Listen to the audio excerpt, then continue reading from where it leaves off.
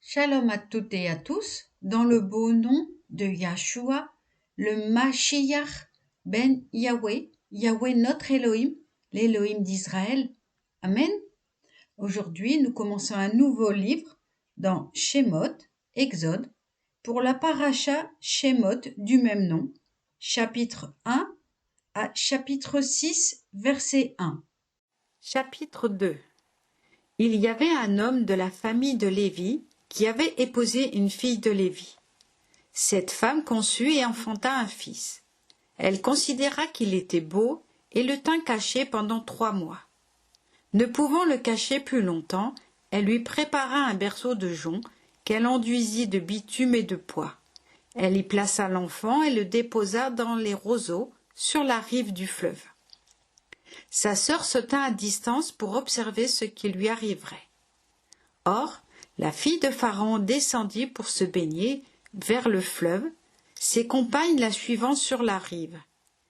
Elle aperçut le berceau parmi les roseaux et envoya sa servante qui alla le chercher. Elle l'ouvrit, elle y vit l'enfant, c'était un garçon vagissant. Elle eut pitié de lui et dit « C'est quelque enfant des Hébreux ». Sa sœur dit à la fille de Pharaon, « Faut-il t'aller quérir une nourrice parmi les femmes hébreux qui t'allaiteraient cet enfant ?» La fille de Pharaon lui répondit, « Va !» Et la jeune fille alla quérir la mère de l'enfant. La fille de Pharaon dit à celle-ci, « Emporte cet enfant et allaite-le-moi, je t'en donnerai le salaire. » Cette femme prit l'enfant et l'allaita. L'enfant devenu grand, elle le remit à la fille de Pharaon, et il devint son fils. Elle lui donna le nom de Moshe, disant « Parce que je l'ai retiré des eaux. » Or, en ce temps-là, Moshe, ayant grandi, alla parmi ses frères et fut témoin de leurs souffrances. Il aperçut un Égyptien frappant un Hébreu, un de ses frères. Il se tourna de côté et d'autre, et ne voyant paraître personne, il frappa l'Égyptien et l'ensevelit dans le sable. Étant sorti le jour suivant, il remarqua 2 Hébreux qui se querellaient, et il dit au coupable, « Pourquoi frappes-tu ton prochain ?» L'autre répondit, « Qui t'a fait notre Seigneur et notre juge? Voudrais-tu me tuer comme tu as tué l'Égyptien ?»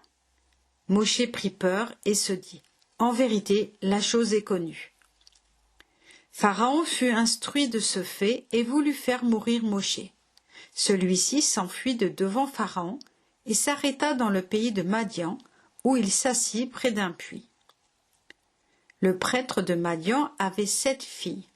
Elles vinrent puiser là et emplirent les auges pour abreuver les brebis de leur père. Les pâtres survinrent et les repoussèrent. Moshe se leva, prit leur défense et abreuva leur bétail. Elles retournèrent chez Réouel, leur père, qui leur dit « Pourquoi rentrez-vous si tôt aujourd'hui ?» Elles répondirent « Un certain Égyptien nous a défendus contre les pâtres. Bien plus, il a même puisé pour nous et a fait boire le bétail. » Il dit à ses filles « Et où est-il? Pourquoi avez-vous laissé là cet homme? Appelez-le, qu'il vienne manger. » Moshe consentit à demeurer avec cet homme, qui lui donna en mariage Séphora, sa fille.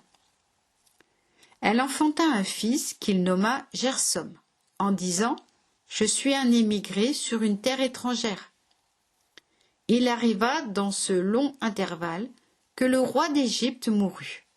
Les enfants d'Israël gémirent du sein de l'esclavage et se lamentèrent. Leur plainte monta vers Elohim du sein de l'esclavage. Elohim entendit leurs soupirs, et il se ressouvint de son alliance avec Abraham, avec Isaac et avec Jacob. Puis Elohim considéra les enfants d'Israël, et il avisa.